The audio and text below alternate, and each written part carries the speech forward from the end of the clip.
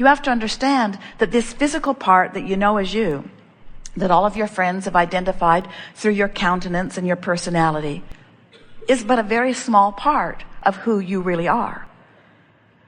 Because while you are in this physical body, there is a larger part of you that is source energy, vibration, non-physical. And that part of you, man has been calling it soul. Sometimes man calls it source or God. But that non-physical part of you is by far and away the larger, dominant part of you. And that part of you knows your well-being. That part of you has been accumulating since the beginning of your existence, and that's so far back we couldn't even begin to define that for you. Since the beginning of your existence, that part of you has been garnering and gathering and focusing upon the very best that your life experience has been able to hone out.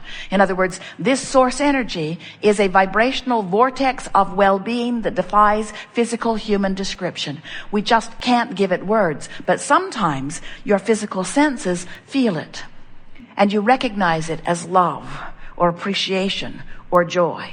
Those moments of exhilaration are the best interpretation that you ever are able to utilize in order to define this vortex of well-being that really explains who you are. So in those moments that sometimes flash in your experience, where you feel that exhilaration, where you feel that feeling of at oneness, when you feel that satisfaction that is so warm and beautiful that it is like a hug of loves or appreciation from the inside out, when you feel that rapture that you would maybe define with the words well-being, that's a moment when there's no resistance within your physical countenance and you've allowed a perfect blending between you and you. That perfect blending between you and you is what we call allowing. And the art of allowing is just figuring out how to do it. We're not trying to get you to hook up and stay there. You do that when you're only non-physically focused. But as long as you're here in this physical body, you've come with the purpose of exploring the contrast, because the contrast helps you and us to focus. When you know what you don't want, when you worry about your world ecology or your world economy or anything that is going on in your world, personal or broader, when you worry about it, you launch a request for the improvement that matches the degree to which you have worried. So those who worry a little ask for a little improvement. Those who worry in a big way ask for big improvement. And as billions of you are upon this planet in any moment of time, you are contributing mightily to this vortex of creation that future generations will spring forth from. That's why you don't need to worry about your planet petering out or about your world diminishing or about the bad parts of your world taking over. The bad parts of your world cannot take over because the best parts of your world are being synthesized from the mix. And the best parts of your world are going into the vibrational escrow, and Source is holding them, and new generations will be born from that pool of knowledge. That's why when the babies come forth, it takes you a long time to convince them that the world is bad, because they know the goodness of it when they get here, you see. So you don't need to worry about things going bad, because the well-being is the part that is captured. You sift around in the contrast to know what you don't want, but when you croak, everything that you knew that you didn't want ceases to be active because you're not focused upon it. Unless you've trained somebody else to focus upon it. First time we've said that, that's worth noting. In other words, when you know what you don't want, it's active in your vibration. But when you croak, it won't be. What will be active in your vibration then is what you do want as a result of knowing what you don't want. Do you follow that?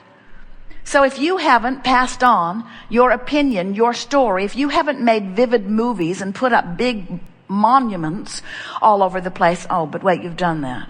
So you are, without meaning to, you are passing on your bad experiences to future generations.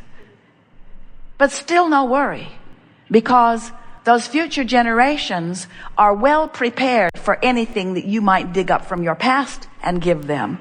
And in your secular culture, you call that the generation gap. You say, oh, these kids, they just don't see it the way we see it. And we say, Isn't that a nice thing? They don't see it the way you see it because you've trained yourself away from the well-being, in most cases, the longer you live.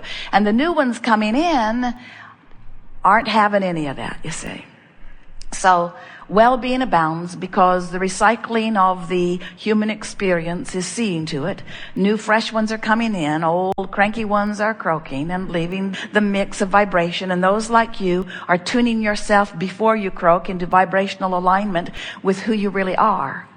And so Jerry Nestor's artist friend, or any of you who are now capturing in a deliberate way an understanding of what deliberate creating is, you understand that life is going to help you to define what you want, and that the inner being within you is going to say yes to that and hold it steady and call you toward it. And when you reach for the thought that allows you to move in the direction of it, you're going to feel good while you do it, and you're going to experience the culmination of that creation. But the culmination is not what it's about. It's the closing the gap. The fun of life is to expand because of your synthesizing of contrast and focusing something better out of it, and then focusing with deliberate determination in the direction of the better world. When you see something around your world that upsets you, you ask for something better. But if you continue to focus upon the problem, join the online chat groups, sign up for those newsletters, watch those television programs that are complaining about that issue relentlessly and endlessly on 24-hour news cycles, then what happens is, even though you have created something better, you are holding yourself apart from it. And you know what? That keeps you from being happy. You might say, but it didn't have anything to do with me. I launched that rocket about people who live on the other side of the world. And we say every rocket you launch has everything to do with you because it is your creation. It is tied to you. It is part of who you are. You became a seer of a better world. And if you let the world that exists dissuade you from seeing the better world, it's not just not letting the better world come through your viewpoint faster that is at stake. It's your very own happiness. It's your very own health. It's your very own beingness, because you're not the creator of a better world. You're not the creator of a car or an empire. You're not the creator of a relationship only. You are the creator of you. You are the creator of you having those experiences. Have you ever looked at a child and used the word innocent to describe the child, and seen wonder and eagerness in the child's face, and said to yourself, I long to go back to that innocent, pure, non-resisted time? And we're here to tell you that you don't go back to it, you go forward to it. Because the contrast has caused you to put it over here in your vibrational escrow. It's over here in this vortex of creation. And you can return to it. You can return to it by caring about the way you feel. So your emotions let you know whether you're moving toward it or away from it, this vortex of creation. And today, we're going to make this analogy as strong and clear as we can, because we want you to look at your world, any aspect of it that is important to you, through the lens of being inside this vortex, which means you're tuned in to the wholeness of who you are, or outside this vortex, which means it's you in your physical form, but you're out here on the raw and ragged edge without the benefit of full connection to the whole of that which you are. You see, law of attraction swirling and attracting all cooperative components. But if you're over here complaining, you're not a cooperative component. But if you're hopeful, now you're close to cooperative, and every now and again the vortex will bring you in. When you're believing, the vortex brings you in every time. You have a thought, you believe it, in you go. When you're in the vortex, that means you're tuned in, tapped in, turned on, in full realization of the fullness of all that you are. And when all that you are is pouring through you in this focused moment, it is a wonderful moment. You're vital and alive and clear. You feel good. All of your pieces of your body are moving the way you want them to. You're metabolizing, your muscles are firing, your brain is responding and transmitting to the signals. In other words, when you are tuned in, you are thriving in every sense of the word, and life is good. You feel frisky, you see. So when you're tuned in like that, whatever you look at from inside the vortex looks different than it looks when you're outside the vortex. When you're outside the vortex, you're tender and often sensitive, and the world is pricklier to you. When you're in the vortex, you feel security. When you're out of it, you feel insecure. When you're in the vortex, you have clarity. When you're out, often you're confused. When you're in the vortex, you are accessing the energy that creates worlds. We're not kidding you one bit about that, which gives you a leverage of time and productivity that you cannot even come close to achieving outside the vortex. Don't you see so many people beating their brains out, working so hard, putting in long, long hours, sacrificing, suffering, and getting so little for it? And you say, oh, this world surely isn't a fair world. And then you see others relaxed and basking and thriving, and you say, this is not just. I've been taught that you have to work hard to achieve. And we say, if you're working hard from outside the vortex, you're not achieving. And if you're working from inside the vortex, it doesn't feel like work. You're working, playing for the joy of the experience, and the response of the universe, of the abundance of well-being as it showers down around you, is indescribable. People from outside the vortex will demand that it is not just, and they will say, we need to even this out. We're going to take your pie and distribute it among the others. And if you are in your vortex, you say, that's all right with me, because there's a steady stream of everything that I want flowing to me. It does not matter how much is expended. You could tax me 90%. And I would still continue to thrive, because abundance flows to me. It's my requests for what I want that keep it flowing to me. Tax me higher, my gross will just soar. It does not matter at all. But if you're outside the vortex and they're taxing you more than you want, you say in your shortage consciousness, but wait, I hardly have enough for myself, and you're going to take it away from me and give it to someone else who doesn't deserve it. When you get into the vortex, you feel the showering of abundance in such powerful ways that you don't worry about what anybody else is doing about anything ever, because you've made your contract with Source itself. You've come into alignment with the power of the universe that defies all others.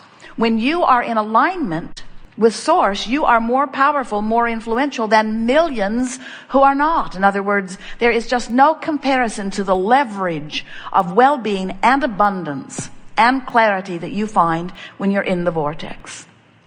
So that's our sales job about getting into the vortex. And the rest of the day, with the help of those like you who want to clarify different subjects, we're going to, as often as is as practical, show you by demonstrating with them how to get into the vortex.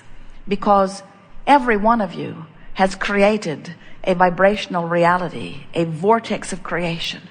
And the most powerful words that you will ever hear, and the most important concept that you will ever come to grasp, is this: you have created the precursor to all manifestations that you desire in this vortex of creation, in this vibrational reality. And everything that you know that has been created, including the planet that you spin on, was at one time a vibrational reality. So this vibrational reality exists, and in terms of time, the proximity is anywhere from instantaneous to not in this lifetime, depending upon how long it takes you to get into the vortex.